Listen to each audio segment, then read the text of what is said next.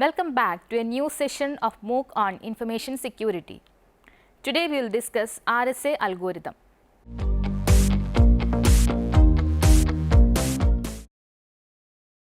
The RSA algorithm is an asymmetric cryptography algorithm. This means that it uses a public key and a private key, that is two different mathematically linked keys.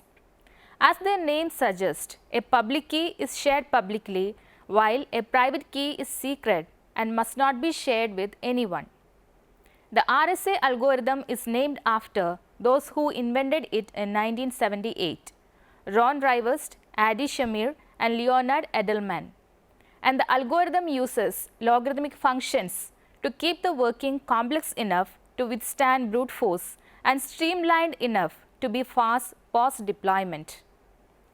The idea of RSA is based on the fact that it is difficult to factorize a large integer.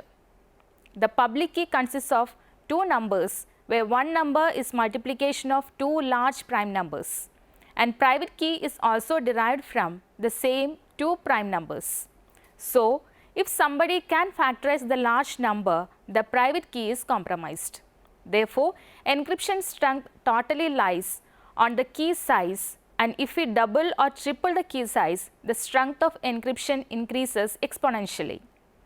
RSA keys can be typically 1024 or 2048 bits long, but experts believe that 1024-bit keys could be broken in the near future.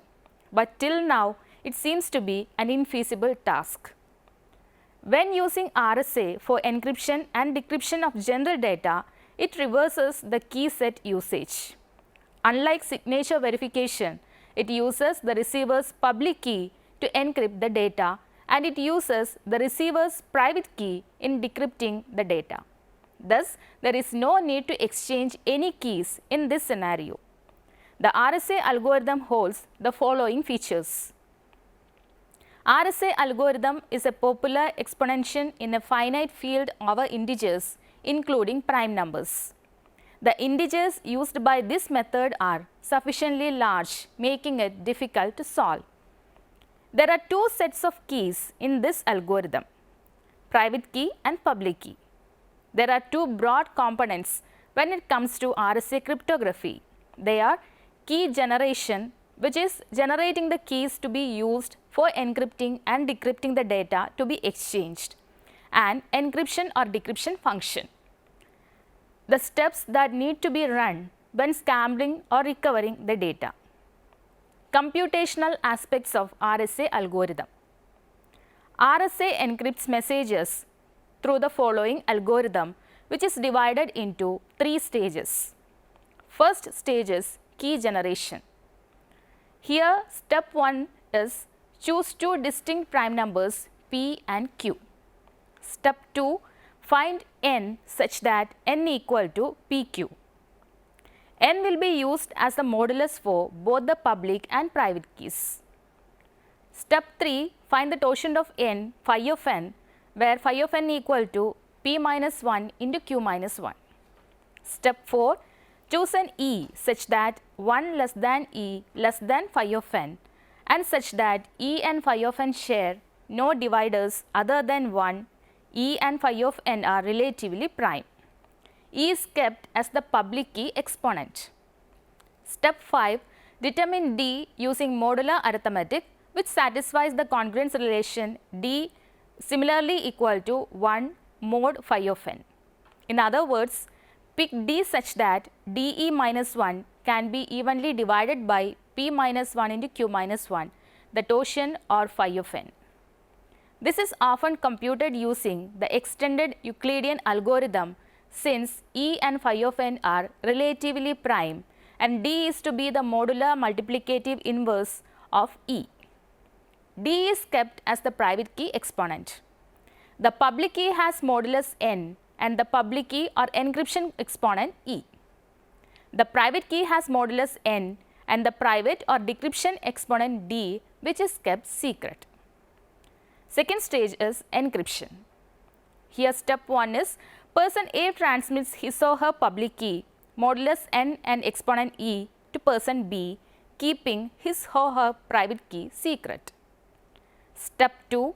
When person B wishes to send the message M to person A, he first converts M to an integer such that 0 less than M less than N by using agreed upon reversible protocol known as a padding scheme. Step 3. Person B computes with person's A public key information the ciphertext C corresponding to C similarly equal to M raised to E mod N. Step 4. Person B now sends message M in ciphertext or C to person A. The third stage is decryption. Here the step 1 is person A recovers M from C by using his or her private key exponent D by the computation M is similarly equal to C raised to D mod N. Step 2. Given M, person A can recover the original message M by reversing the padding scheme. This procedure works since C is equal to M raised to E mod N, C raised to D equal to M raised to E raised to D mod N, and C raised to D is equal to M raised to D E mod N. By the symmetric property of the modes, we have that M raised to D E is similar to M raised to D E mod N. Since D E equal to 1 plus K of phi of N, we can write M raised to D E is similarly equal to M raised to 1 plus K phi of N mod N. That is, M raised to D E is similar to M into M raised to K raised to phi of N mod N, and M raised to D is equal to M into mod N. From the Euler's theorem and the Chinese remainder theorem, we can show that this is true for all M and the original message C raised to D is similar to M into mod N is obtained. Signing message using RSA.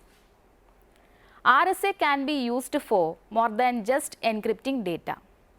Its properties also make it a useful system for confirming that a message has been sent by the entity who claims to have sent it, as well as providing that a message hasn't been altered or tampered with.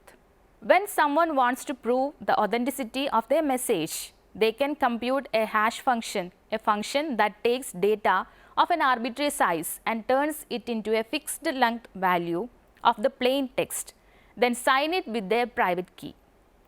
They sign the hash by applying the same formula that is used in decryption M equal to C raised to D mod N.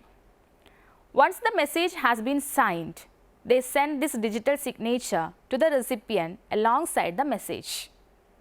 If a recipient receives a message with a digital signature, they can use the signature to check whether the message was authentically signed by the private key of the person who claims to have sent it. They can also see whether the message has been changed by attackers after it was sent. To check the digital signature, the recipient first uses the same hash function to find the hash value of the message they received. The recipient then applies the sender's public key to the digital signature using the encryption formula C equal to M raised to E mod N to give them the hash of the digital signature. By comparing the hash of the message that was received alongside the hash from the encrypted digital signature, the recipient can tell whether the message is authentic. If the two values are the same, the message has not been changed since it was signed by the original sender. If the message had been altered by even a single character, the hash value would be completely different. Examples of RSA algorithm. Let's take some examples of RSA encryption algorithm. The first example, in an RSA crypto system, Alice uses two prime numbers P equal to 7 and Q equal to 17 to generate her public and private keys. If the public key is 11, find the private key of Alice. To find the answer, we have the values P equal to 7, Q equal to 17 and E equal to 11. In RSA crypto system, for public key GCD of E f of n equal to 1. For private key D into E mod f of n equal to 1. So, f of n equal to p minus 1 into q minus 1, which is equal to 6 into 16, which is equal to 96, such that 1 less than E, D less than f of n. Therefore, the private key is 11 into D mod f of n, which is equal to 1. So, D equal to 35. Hence, private key of Alice equal to 35. Consider another example. This example shows how we can encrypt plain text 9 using the RSA public key encryption algorithm. This example uses prime numbers 7 and 11 to generate the public and private keys. In the step 1, select two large prime numbers p and q. We can consider p equal to 7 and q equal to 11. Step 2, multiply these numbers to find n equal to p into q, where n is called the modulus for encryption and decryption. First, we calculate n equal to p into q, that is 7 into 11, which is equal to 77. In step 3, choose a number e less than n such that n is relatively prime to p minus 1 into q minus 1. It means that E and p minus 1 into q minus 1 have no common factor except 1. Choose E such that 1 less than E less than phi of n, E is prime to phi of n, GCD of E d of n equal to 1. Second, we calculate phi of n equal to p minus 1 into q minus 1 and phi of n equal to 7 minus 1 into 11 minus 1, which is equal to 6 into 10. Hence, phi of n is equal to 60. Let us now choose relative prime E of 60 as 7. Thus, the public key is less than E and n greater than or equal to 777. In the step 4, a plain text message M is encrypted using public key E n. To find ciphertext from the plain text, following the formula is used to get ciphertext C. To find ciphertext from the plain text, following formula is used to get ciphertext, which is C equal to m raised to E mod n, that is 9 raised to 7 mod 77. Hence, C equal to 37. In the step 5, the private key is Dn. To determine the private key, we use the following formula D such that dE mod p minus 1 into q minus 1, which is equal to 1. So, 7D mod 60 equal to 1, which gives D equal to 43. The private key is Dn, which is equal to 43 and 77. In the step 6, a ciphertext message C is decrypted using private key Dn. To calculate plain text M from the ciphertext C, following formula is used to get plain text M, that is M equal to C raised to D mod n, which is equal to 37 raised to 43 mod 77. Hence, M equal to 9. In this example, plain text is 9 and the ciphertext is 37. Consider a third example. An RSA crypto system uses two prime numbers 3 and 13 to generate the public key equal to 3 and the private key equal to 7. What is the value of ciphertext of a plain text? To find the answer, step 1 is, in the first step, select two large prime numbers p and q, p equal to 3 and q equal to 13. Step 2, multiply these numbers to find n equal to p into q, where n is called the modulus for encryption and decryption. First, we calculate n equal to p into q, that is 3 into 13, which is equal to 39. Step 3, if n equal to p into q, then the public key is en. A plain text message M is encrypted using public key En. Thus, the public key is En, which is equal to 339. To find ciphertext from the plain text, following formula is used to get ciphertext C. C equal to m raised to E mod n, which is equal to 5 raised to 3 mod 39. Hence, C equal to 125 mod 39, which is equal to 8. Hence, the ciphertext generated from plain text is C, which is equal to 8. RSA applications. RSA encryption is often used in combination with other encryption schemes or for digital signatures which can prove the authenticity and integrity of a message. It isn't generally used to encrypt entire messages or files because it is less efficient and more resource heavy than symmetric key encryption. To make things more efficient, a file will generally be encrypted with a symmetric key algorithm, and then the symmetric key will be encrypted with RSA encryption. Under this process, only an entity that has access to the RSA private key will be able to decrypt the symmetric key. Without being able to access the symmetric key, the original file can't be decrypted. This method can be used to keep messages and files secure without taking too long or consuming too many computational resources. RSA encryption can be used in a number of different systems. It can be implemented in OpenSSL, Wolfcrypt, CryptLib, and a number of other cryptographic libraries. As one of the first widely used public key encryption schemes, RSA laid the foundation for much of our secure communications. It was traditionally used in TLS and was also the original algorithm used in PGP encryption. RSA is still seen in a range of web browsers, email, VPNs, chat, and other communication channels. RSA is also often used to make secure connections between VPN clients and VPN servers. Under protocols like OpenVPN, TLS handshakes can use the RSA algorithm to exchange keys and establish a secure channel. Advantages of RSA. No key sharing. RSA encryption depends on using the receiver's public key, so you don't have to share any secret key to receive messages from others.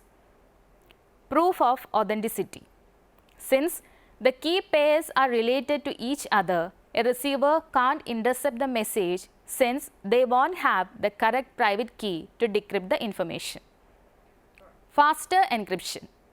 The encryption process is faster than that of the DSA algorithm. Data can't be modified. Data will be tamper-proof in transit since meddling with the data will alter the usage of the keys, and the private key won't be able to decrypt the information, hence altering the receiver of manipulation. RSA vulnerabilities. Though viable in many circumstances, there are still a number of vulnerabilities in RSA that can be exploited by attackers. One of these vulnerabilities is the implementation of a long key in the encryption algorithm. Algorithms like AES are unbreakable, while RSA relies on the size of its key to be difficult to break. The longer an RSA key, the more secure it is. Using prime factorization, researchers managed to crack a 768-bit key RSA algorithm, but it took them 2 years, thousands of man-hours, and an absurd amount of computing power. So, the currently used key length in RSA are still safe. The National Institute of Science and Technology (NIST) recommends a minimum key length of 2048 bits now, but many organizations have been using keys of length 4096 bits. Other ways RSA is vulnerable are weak random number generator. When organizations use weak random number generators, then the prime numbers created by them are much easier to factor, thus giving attackers an easier time of cracking the algorithm. Weak key generation. RSA keys have certain requirements relating to their generation. If the prime numbers are too close, or if one of the numbers making up the private key is too small, then the key can be solved for much easier. Side channel attacks. Side channel attacks are a method of attack that take advantage of the system running the encryption algorithm as opposed to the algorithm itself. Attackers can analyze the power being used, use branch prediction analysis, or use timing attacks to find ways to ascertain the key used in the algorithm, thus compromising the data. Hence, in this session, we have discussed the RSA algorithm and we have solved some problems to understand the algorithm better. Hope the session was useful for you. Thanks for watching. Bye.